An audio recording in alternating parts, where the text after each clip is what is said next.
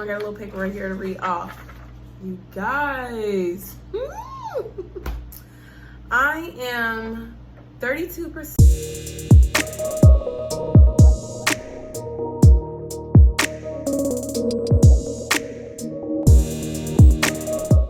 Welcome you guys back to my channel. I am Jabrielle, but I'm also known as the Moon Minister as well. And if you are new here to my channel, basically what I talk about is things that deal with manifestation, meditation, affirmations, dream work, dreams, dream interpretation, anything that's like spiritual and deals with the minds, or just spiritual that deals with the motherhood, or just spiritual topics that delve into spirituality that doesn't focus on religion, but just focus on just everything else and the connection in that. So that's basically what my channel is about. And today's video specifically is about my DNA ancestry results. I am so excited about this. It's literally been 7 years in the making, like for real. Like I started on Ancestry around the time when I was like 20 or 21. And the whole backstory of why I chose that site was because through there I was able to make a family tree. And that was one of the things that I wanted to do, because during that time I was starting my spiritual journey. And along with starting my spiritual journey, I was like, I need to get back to my roots. I need to understand exactly what that is for me. And I went through Ancestry so I could build my tree. And when I tell you, it helped me a lot with finding so many missing pieces within my family. And that was just like within the free version, or the 14-day free version, that I was able to find out so much, because I was just so driven and just had tunnel vision on figuring out my ancestors. And after doing so, it kind of put me on like a halt, because you know, you can only find so much, and then you have to invest more into it. And I wanted to be sure that the things that I found were accurate to family members, so I wanted to compare that before I just went ahead and just confirmed it out all as chucked up to being done. Another reason why I chose them, I wanted to go through with African ancestry, but I seen somewhere that a girl, she had did hers, and she had because African ancestry is more expensive, but the thing about them is you find out what tribe you came from, or the tribe that you come from, through your mother's lineage, because that's what you're made out of, is your mother's matter. So I wanted to do that, but at the same time, my mom's mom, she when I looked into her lineage, I could only find like her grandmother and her grandmother's mother, and then it just kind of cuts off from there. A lot of what I found on Ancestry, they migrated, so I wasn't able to find out like where from and stuff like that. And because of that, I wasn't sure if that was like African ancestry, because the place that they migrated from was a town for free blacks and Native Americans. So I wasn't for sure if the test was going to tell me my African tribes, because I wasn't for sure if my mother's was the Native American, or if it was African. But I was able to find that out through Ancestry. And I know a lot of people, they're skeptical, especially in the spiritual community, about giving out their DNA, because they're like, oh, the system's going to be able to get you, and they're going to be able to track you down and see your blood. Listen. You got to live your life, man.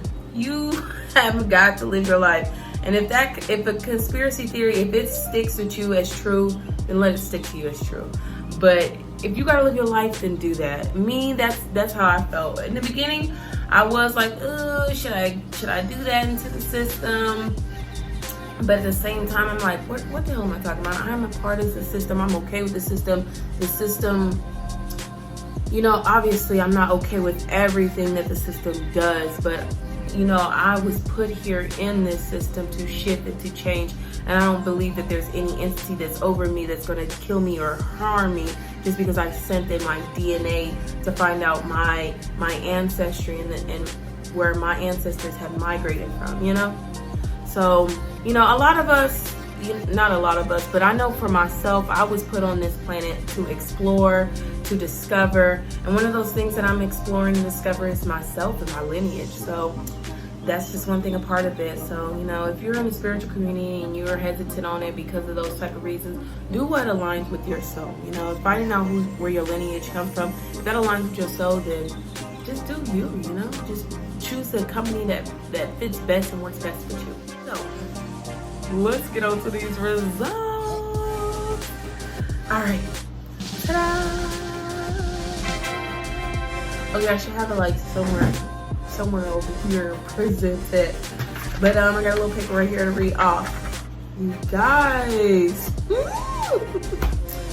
I am 32% Nigerian, 19% Ivory Coast, Ghana, 17% Cameroon, Congo, Western Bantu peoples, 7% Mali, 6% Norway, 5% Senegal, 3% Benin and Togo, 2% Nigerian, East Central, 2% England and Northwestern Europe, 2% Scotland, 1% Northern African, 1% Indigenous Northern Americas, 1% Indigenous Americas Mexico, Baltics, and then German European.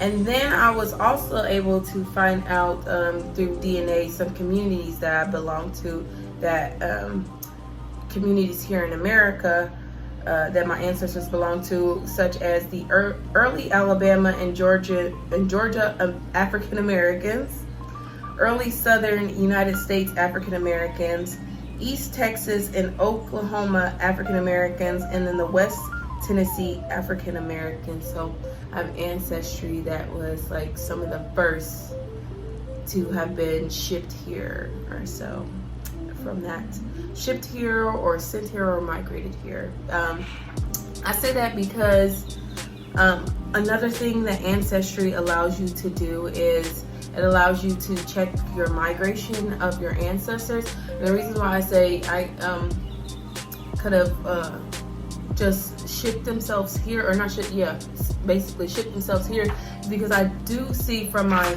mother's lineage, I have some free African American ancestors. I don't see any wealth with that, so I know there's definitely got to be an extraordinary story there that I haven't quite uncovered yet. But you guys, I'm so excited. First and foremost, I really wanted to be Nigerian and have that Western African, not only because, but basically because of the Orishas. If you follow a lot of African spirituality, then you obviously know about the Orishas, the 7 deities or spirits that govern certain things such as iron, water, or the sea, rivers. You have Olorun, you have Oshun, you have Yemoja, you have all of them. And I'm not going into further detail, but I've always, especially Yemoja, I've always felt a deep connection to the Orishas, and just that whole pantheon of deities. I just always felt connected to it. So to find out the first thing of me, or majority of me, is from that, or derived from where the Orishas originally came from, it's just like, it just made sense to me why when I look at a god, I see Olorun. You know, that's just what I see, you know? But the reason why I'm so strong pulled to goddesses, you know, because I come from them. So that's so confirming to me. Another thing that was confirming to me was the fact that I do feel more tied to Nordic or Celtic type of spiritualism than Native American spiritualism, and that's basically because I'm basically more white than I am Native American. So that made sense for me, because you know, I do get into a lot of Nordic beliefs or Celtic beliefs, and that makes sense. You know, that's something that's within me. Another thing that like really stood out, and then I'm so glad that I did the DNA Ancestry. I like, how should I start this out? So like when it comes to like the indigenous America's DNA, so like I've heard on my mother's lineage, obviously her family, my mother's lineage, their family were some of the first settlers into a city, Kansas City, that was founded by free blacks and Native Americans. So I obviously knew that there was going to be some of that within me in my mother's side. But I've also been told by my grandma that's basically my father's mother, that she also had Native American in her family and that she had Cherokee. Now, when I looked through my ancestry on her side, I wasn't quite able to find that, but what I was able to find was African roots, and especially by a ancestor by the name of Green Swain. And as you know, it's Green Goddessry, so that ties from that. I learned about him like when I first dived into Ancestry and was able to find ancestors from Africa. But yeah, I was able to find through that lineage certain like cycles, things that like alcoholism, ancestors who were arrested for that, and going through that, and you know, just the name Green Swain, that sticks out to me so much because he came from Africa, and a lot of Africans who were forced into slavery in America, who were like strong-minded, took on to names that were like centered in spiritualism. And Green is definitely a name that's centered in spiritualism as far as with nature and land and stuff like that. So that really stuck out to me. But going back to the Native American ancestry, I wasn't able to find that on her side, but what was interesting enough about the DNA is that it lets you see like what side you get from your mother and what side you get from your father. I'll have that right up here. And I was able to see that I got the indigenous North America from my father's lineage. So although I wasn't able to really tie which ancestor that could have came from, I was able to confirm that actually is true. I do get that 1% from there. Now the other indigenous Mexico, that one was a shocker, but it also confirmed something for me. Growing up, I remember I went on a trip to this place called Fort Ancient, and it's these Native American grounds, and they basically show you just how the Native Americans lived and all that. And I remember feeling so connected to that as a child that I went home and I was telling my mom and my nana about it, and I was pretending to be Native American. And my nana, that's when she had told me that her family has Native American ancestry. And I remember being so proud of that because, you know, I was just so connected to that. And I told some other kids, and they was like, "Girl, do you see your hair? Do you see your skin color? You're not Native American." So because of that, I was just like, okay, I'm not gonna speak on that anymore. That was embarrassing. But yeah, I for the longest I'd never claimed those roots. And then when I was going into my spiritual journey, I still didn't claim those roots. I didn't know if I truly had those roots to claim those roots. And I had nothing that really confirmed it other than the fact that my ancestors came from but settled in a town for free blacks and Native Americans. So I really didn't claim it. But what made me change my mind on that is I had this dream, and it's a kind of a reoccurring dream for me. For me, I had this reoccurring dream where I inherit this huge mansion. It's an old school mansion, and I inherited it from my mother's lineage, whether it be from an aunt or a distant family member. That's always how it's set up. And I know this house front and back. I designed it as a kid, and it's always stuck with me in reoccurring dreams all the way up into adulthood into now. But this was a couple of years ago when I was starting my spiritual journey, probably like 23 or 20, 22 around when I had this dream.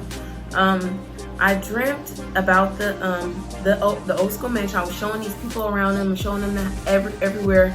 And at the top, there's this suite, and the suite is basically designed to like a little apartment or so upstairs. So I get to showing them the suite, and I go to the main room in the suite, and it looks completely different than it ever has before. It's got 2 double doors.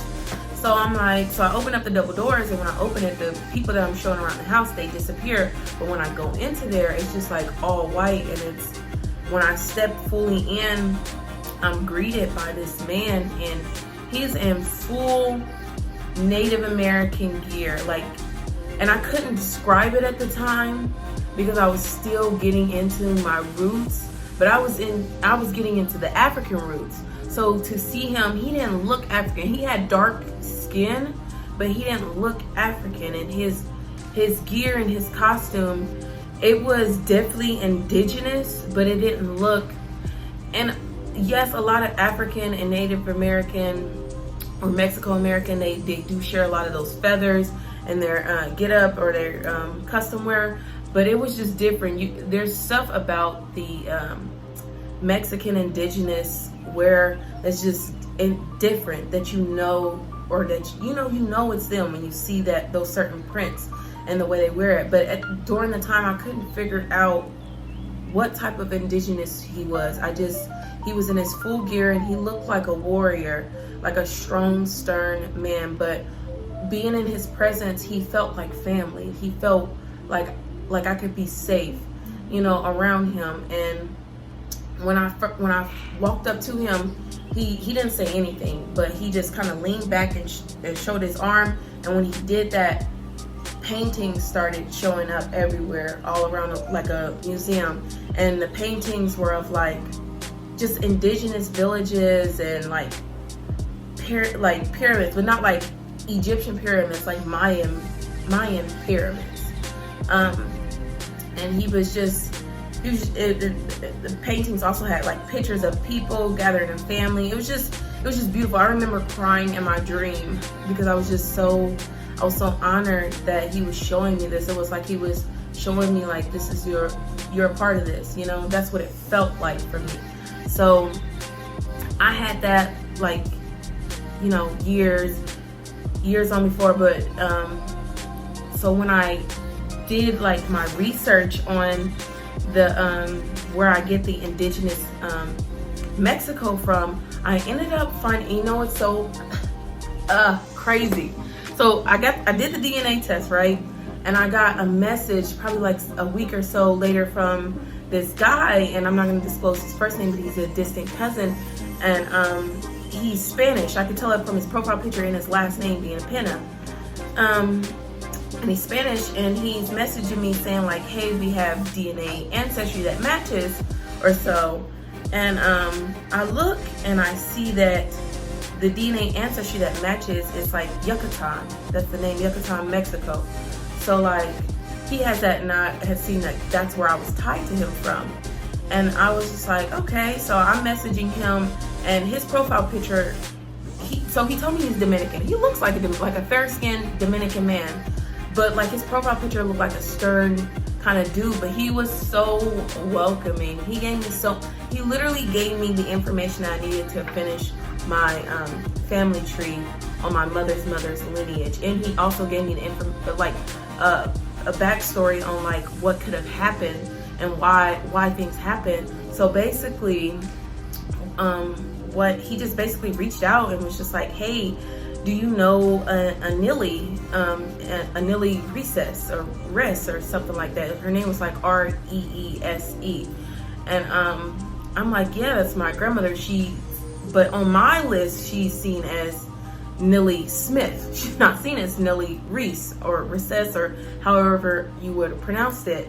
And she was an ancestor from his family tree that just disappeared. And during that time, Mexico was being colonized by Spain, and people were being forced to convert from their from, you know, their indigenous, who they were, their indigenous culture, over into Catholic. And a lot of people and children were being taken from their families and being put into these schools, these boarding schools that were teaching people basically how to not be of their culture and how to be basically Catholic Americans or white Americans. You know, I guess the white Americans, they didn't feel comfortable with anybody else expressing their own faith and their religion, so they were snatching people up, and Millie, unfortunately, was one of those people who was taken and most likely raised in this school, to the point, because when I looked at her on my lineage, she's seen as mulatto. So she most likely went through the schooling and not either forgot who she was or who her ancestry was, or was too ashamed to speak on it. Maybe she was like a darker skinned a Spanish woman, so people already seen her as black in the world she was in, so it's easier for her to be like, you know what, I'm mulatto. So after moving away from the schooling and whatnot, you know, a lot of people, they move away and they didn't want to talk about it anymore. So for him to share that story with me, it just really confirmed. And then I also looked into Yucatan and the stuff that they wear, and I saw the stuff they wear, and I was like, oh yeah, that's exactly who that man was. He was definitely Yucatan, with like a Yucatan warrior, showing me like, I'm your family. And he was already showing me that before I even knew that in the DNA, but DNA was able to confirm that with me, and I'm so grateful that I took my DNA ancestry and was able to get a grasp of my ancestors. I definitely do want to take the African ancestry, especially finding out that my ancestors originated in Africa, and then as like I said, as some of them migrated, some of them were enslaved. As they moved to America, that's when a lot of the mixing began, as far as with white or with Native American. But you know, I'm just so blessed. You know, one of the things that I do, I know that feels right for me when I pray, like I've never been a type of person that when I ended a prayer just felt comfortable saying amen. I don't know, maybe it's because I used to chuck it up to the fact that I just felt more comfortable to a female goddess. But now that I've really been just understanding my roots more, and finding out that for Native Americans, a lot of the way that they end their prayer is in Aho, and then for Africans, the way that they end their prayer is in Ashe. Being able to say Ashe, Aho, Amen when I pray has, I don't know, it's really elevated my spiritual practice. I feel so much more comfortable saying it like that. And yeah, I just feel more connected in myself and who I am. You know, I have these places that I definitely are on my bucket list to visit in the future now, and I fully understand where I get my spiritual practice from, because I don't just practice like one faith. I practice like several faiths, a mixture of several faiths from open practices. And more so the reason why I do that is just because I'm just the type of person, my path is through that. My path is through discovering, doing new things, taking little things from here and there and making my own one thing. Like that's how I'm made up, and that's my path here on earth. It's part of what I'm doing and what I'm meant to do. So it's really special to me to understand that. And that's literally still just the beginning. Like I said, I'm definitely gonna get different DNA tests to compare, to not only compare that, but to compare that against my soul contract, my and just other things that I've experienced in past lives compared to my ancestry. Like there's just so many reasons to get your ancestry or just get your DNA results done. That was my video, you guys. I hope you enjoyed it. I hope this inspires you to do your test. If you've been thinking about it for a long time, go ahead and do it. You know, it never hurts, and it can confirm a lot of things for you, especially if you're a dreamer like me. Alrighty, you guys, that's the end of my video. Thank you guys for watching. I am Jabrielle, but you can call me the Moon Minister as well. Peace and prosperity, you guys. Bye.